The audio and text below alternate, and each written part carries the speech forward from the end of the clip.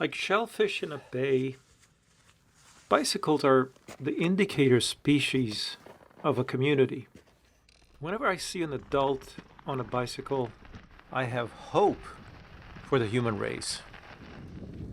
The bicycle is a city thing. It's pretty useless anywhere except on a hard surface. It needs pavement, it needs asphalt.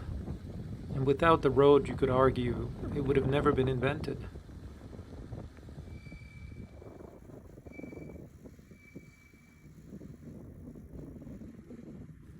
A Zen teacher saw 5 of his students come to the monastery on bicycle.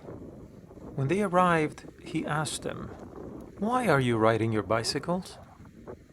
The first student replied, "The bicycle is carrying me and my sack of potatoes. I am glad that I do not have to carry them on my back." The teacher praised the first student.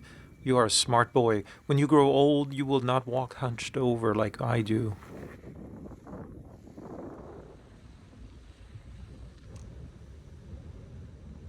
When man invented a bicycle, he reached a peak. The bicycle is the noblest invention of mankind.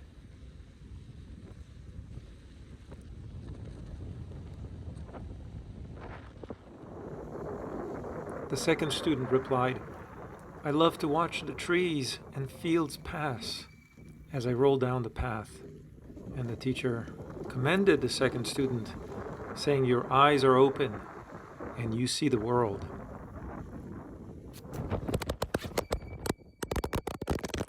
In down times, I do things like go for a long bike ride or run. The other thing I'm doing in that quiet time is just observing.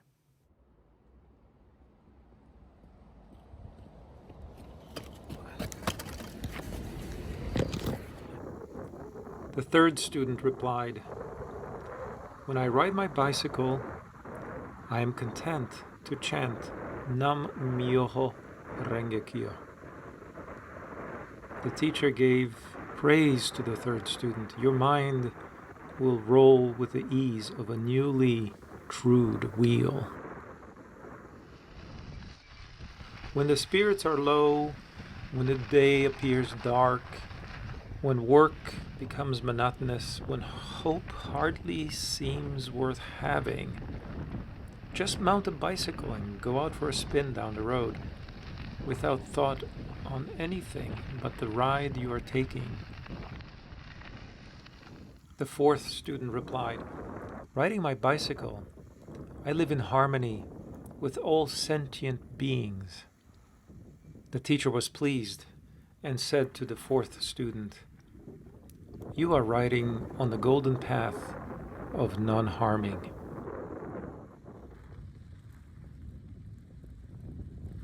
One of the most important days of my life was when I learned to ride a bicycle. As a kid, I had a dream. I wanted to own my own bicycle. When I got the bike, I must have been the happiest boy in maybe the world. I lived for that bike. Most kids left their bike in the backyard at night. Not me. I insisted on taking mine indoors. And the first night, I even kept it in my bed. I began to feel that myself plus the bicycle equaled myself plus the world, upon whose spinning wheel we must all learn to ride.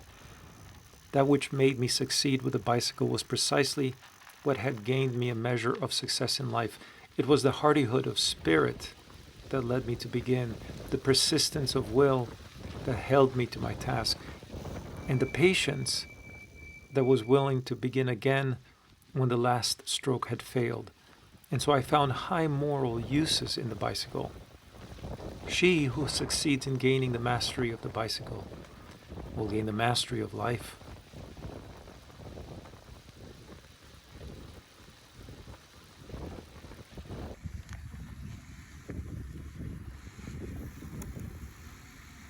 And last, the fifth student replied, "I ride my bicycle to ride my bicycle."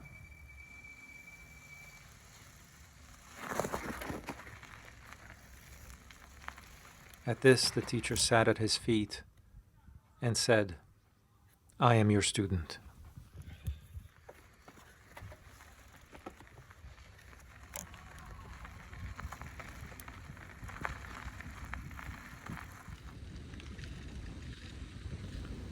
I want to ride my bicycle. I want to ride it where I like.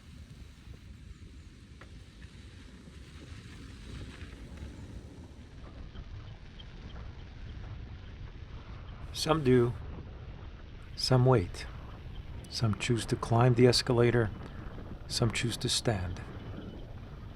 And those who stand give way, even if the escalator was not designed to be used this way, even though it's crowded, even though it's less efficient, even so, those who stand make way. We give way for the climbers. We give them the lane because they're making an effort. And for the same reasons, some choose to sail and some choose to motor. And for the same reasons, some choose to ride the surf and some choose to stand by and watch. The surfers don't do it because it's easy. They do it because it's hard. And we give them honor and glory. And so, who do we admire?